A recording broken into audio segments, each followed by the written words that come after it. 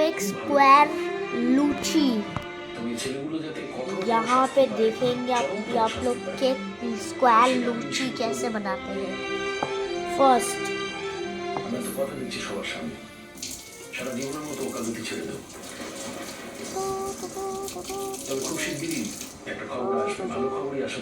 to make square, first you have to do this with this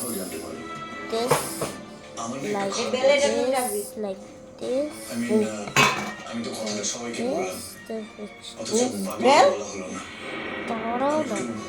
এতক্ষণ ধরে দেখি কথা বলি একটু। ওর সঙ্গে আবার কি কথা বলবে? মিটিলের মতো মেয়েকে যে ঠকাতে পারে তার প্রতি আমার কোনো সহানুভূতি নেই। আমি না মিটিলের মুখের দিকে তাকাতেই পাচ্ছি না। আমার যে কি খারাপ লাগছে, আমি তোমাকে কি বলবো। মানে ভাবি, শুধুমাত্র আমার ছেলে বলে আমি নিজেকে দমিয়ে রেখেছি। যদি অন্য কারোর ছেলে হতো তাহলে যে আমি কি করতাম, কি করে যে আমি নিজেকে কন্ট্রোল করে রেখেছি সেটা শুধু আমিই জানি। তেল দিছিলে? হ্যাঁ দিয়েছি। স্বতন্ত্র বলল, আজকের দিনের ছেলে বেশি বকাবকি করো না, কোথায় কি গন্ডগোল করে বসবে। বাধ্য হয়ে নিজেকে দমিয়ে রেখেছি। আমি ভাবতেই পারি না আমার ছেলে এরকম একটা কাজ করতে পারে। এ কথা চিন্তা করলে আমার গলায় ভাত আটকে যায়। আমি মুখ তাকাতে পারি না। কি বলবো, এই পরিস্থিতিতে কি বলা উচিত আমি সত্যি জানি না। দেখুন, ঘটনাটা ওদের দুজনের মধ্যে ঘটেছে ঠিকই, কিন্তু ভাবিলির এই ধরনের একটা কাজ করা কখনো উচিত হয়নি। তুমি ভাইয়াকে কিছু বলতে চাও না কিন্তু? কেন বলছো এই কথাটা মিঠি? আমি ওকে কিছু বলতে যাচ্ছি না। ওর জীবনে তো একটা ক্রাইসিস তৈরি হয়েছে, সেই ক্রাইসিসটার কথা শুনতে চাইছি। কি ক্রাইসিস? কি ক্রাইসিস তৈরি হয়েছে জীবনে? যেটা তৈরি হয়েছে সেটা নিজেই তৈরি করেছে। মানছি মিঠি, মানছি ও নিজেই তৈরি করেছে ক্রাইসিসটা। তো নিজেই তো সাফার করছে সেটা, সেই ক্রাইসিসটার মধ্যে দিয়ে ও নিজেই যাচ্ছে। এখন তো কেউ ওর কোনো কথা শুনবে না, কিন্তু ও তো বেরোতে চায় এই ক্রাইসিসটা থেকে। ওর তো একটা রিলিজ পয়েন্ট দরকার। একটা বেল উঠতে পারছি? ওর প্রতি কিন্তু এখন কারোর কোনো খারাপ হয়ে গেছে। গান বেলবো? এই বললি পারবি তেল দিয়ে, চাকরি তো মাখিয়ে ফেলেছিস। চিন্তা দেখাতে চাইছিও না। কি তাহলে আটা দিয়ে ফেলবি? একটা তুমি করো। ওর মনের কথাগুলো তো এত তেল দিয়ে ফেলেছিস, তাই বেলবি কি করে? যেটুকু শুনে হায় কপাল, তোমরা অবশ্য আমি আসছি। মাখামাখি করে ফেলেছে তেল দিয়ে। তুমি আমার কথা বলো, এই ছেলেটাকে দেখো কেমন স্ট্রেট, সূর্যের মতন সোজা, উজ্জ্বল, দীপ্তিমান, চৌকো তো এমনি হয়ে যায়, সৎ। চৌকো করে সোজা প্রচুর। আর সেরকম ভালো বাড়ির ট্রেনিং, কতটা ভালো ছেলে ও ইন্টেলিজেন্ট ছেলে হলে এরকম একটা সেন্সিটিভ ইস্যুকে কি চৌকো করতে হবে? আমি তো গোল করে ফেললাম। এটা একটু এরকম মুড়িয়ে দাও, হয়ে যাবে চৌকো। কেন চৌকো করতে হবে কেন? হয়তো কোথাও চৌকো করছি, একবার করে দেখি কিরকম লাগে খেতে।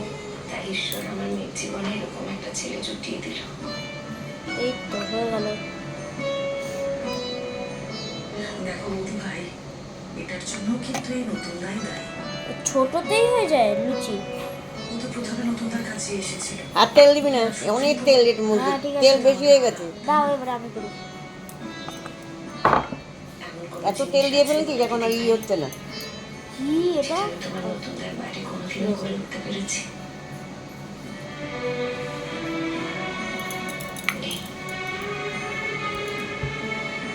খারাপ লাগছে মিটিংটার কথা ভেবে। যদিও মেয়েটা অত্যন্ত স্ট্রং স্কিলিং, এখন ভালো একটা মেয়ে বাড়ি বউ উঠতে পারলো না। এরকম একটু বড় করে করে এটা কোন আমি কিছু বললেই তো দোষ হয়ে যায়। তবুও একটা কথা বলছি, নিজে পেন্সিল বড্ড ওই চ্যাটাং চ্যাটাং কথা বলে। এনে বড় করে ফেলেছি। সত্যি তোর জবাব তুই একমাত্র, তোর দিলে বর্ষাই বোঝা। ঠাম্মি, তুমি কি করে মিঠিলের সম্পর্কে এই কথাটা বলছো? আমি জাস্ট ভাবতে পারছি না, একটা মেয়ে যে এত দিন ধরে আমাদের বাড়িতে আসে, আমাদের ফ্যামিলি মেম্বার্সের থেকে কোনো অংশে কম না, তার সম্পর্কে তুমি এই কথাটা বলছো? তুমি কতটা ভালোবাসে? হ্যাঁ, আজকে ও মায়ের পক্ষে কথা বলে, সেটা যদি তোমার রাগের কারণ হয়ে থাকে তাহলে জাস্ট কিছু বলার নেই। যেহেতু বর্ষার এগেনস্টে কথা বলেছে এবং প্রত্যেকটা কথা সত্যি বলেছে, আজ আমি বুঝতে পারি কই বর্ষার এগেনস্টে কথা বলেছে বলে ঠিক বেলে উঠতে পারবি না এখনো? কোনো রাগ হয় না। পারবি না জীবনে। তেল শোকালাম। ও সত্যি কথা বলেছে, আর কত ছোট করে ফেলাইছি। বর্ষার এগেনস্টে ফাইট করেছে, কত বড় বললাম। যেটা তো যদি না চৌকো করতে গেলে তো ছোট হবেই। মাকে আরো দুঃখ পেতে হতো, আরো অপমানিত হতে হতো। আপনি প্লিজ তোমার কাছে হাত জোর করছি আমি, আর কখনো মিঠিলের সম্পর্কে এই কথাটা বলো না। ও আমাদের দুঃখের দিনের সাথী, আমাদের পরিবারের একজন। আজকে ও আমাদের বাড়িতে আসছে না বলে দুঃখ হয়েছে। আমাদের সত্যিই কষ্ট হচ্ছে, ওকে আমরা মিস করছি। তুমি নিয়ে নিবি সঙ্গে সঙ্গে। তুমি একজন গার্জেন হয়ে এই কথাটা বলো না, কখনো না।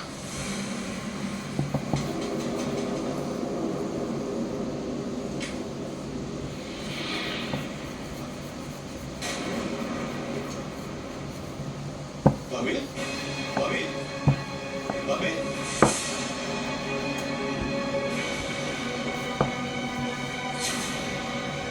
ভাবি ঘুরে ওষুধ খেয়ে নিই। Sir, sir. তোমার ছেলে মেয়েরা শয়তানিও করবে। কি হয়েছে? কি হয়েছে? শান্তি নেই আর সংসারে। উফ, একটার পর একটা লেগেই থাকে। বুঝেছিস এবার বেশি তেল দিলে কি হয়? হ্যাঁ, সেই জন্য তো সব ময়দা দিয়ে তেলটা শোকালাম।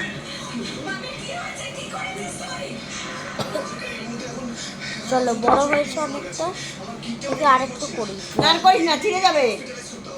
ময়দা এত নরম হয়। ও তো তোর রুটি ভাজতে ভাজতে রাত কাবার হয়ে যাবে। যা করতাছিস তুই। দিয়ে দিলাম আমি। চলে গেলাম। পর ছাতা হয়ে গেছে, তো আমি আর বানাবোই না এরপর থেকে। তুই যে এত দেরি করতেছিস, তেল পুড়ে যাচ্ছে তো। ধরো, দিয়ে দে কড়াইতে। দে। এর থেকে ভালো একেবারে হয়ে যাক, তারপরে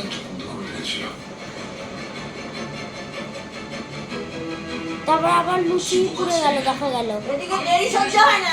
এদিকে লুচি পুড়ে যাবে। কিসের এত দুঃখ, কিসের এত অভিমান?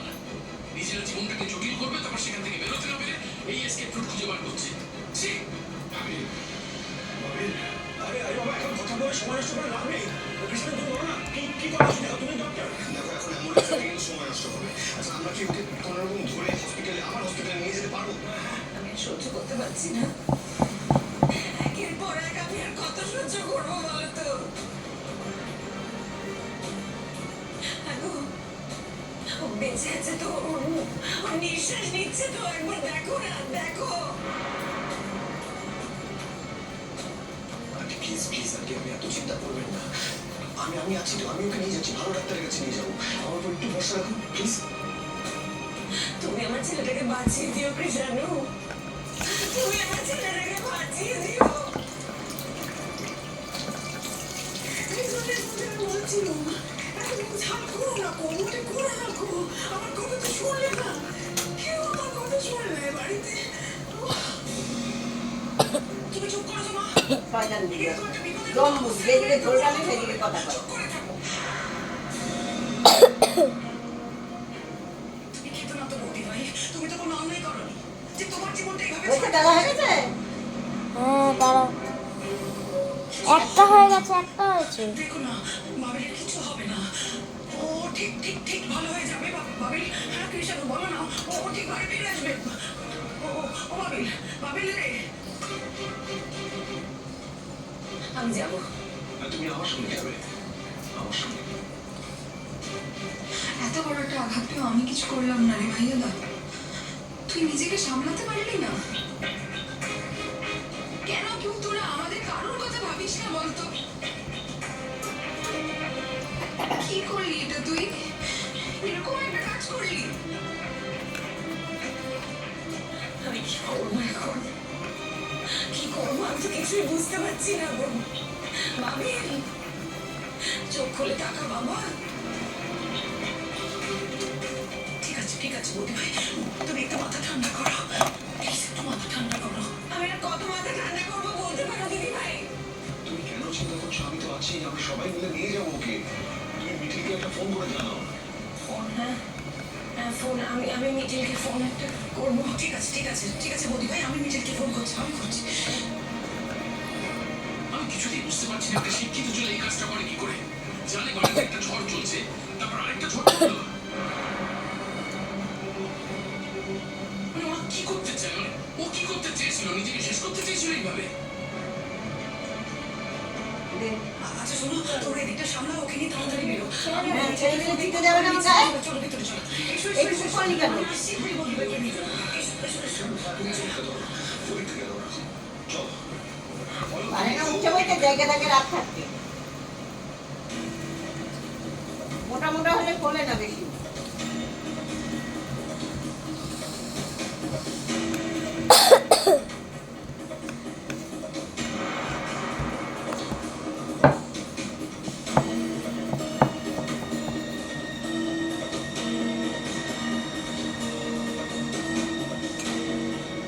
আর কি হলো?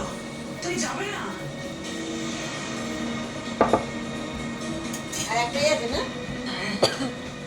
মেথির দুটো ভেজে যাবো দেখি। তো। আমার না হাত পা সরছে না দিদি ভাই। আমার ছোট ছেলে, বড় আদরের ছেলেটা গো, বড় আদরের।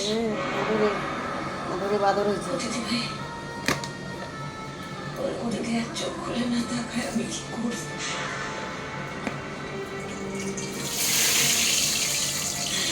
দে আমার কাছে দে, আমার কাছে দে। ছেলেমেয়েরা অন্যায় করে তাহলে বাবা মারা তাদের কিছু বলবে না। रहा हमारा हो चुका है फाइनली শাসন করবে না, शो को रोटी বলবে না কিছু। मिलते हैं हाथों के आने के बाद এগুলি নষ্ট। अब हम वापस आ चुके गुड बाय হ্যাঁ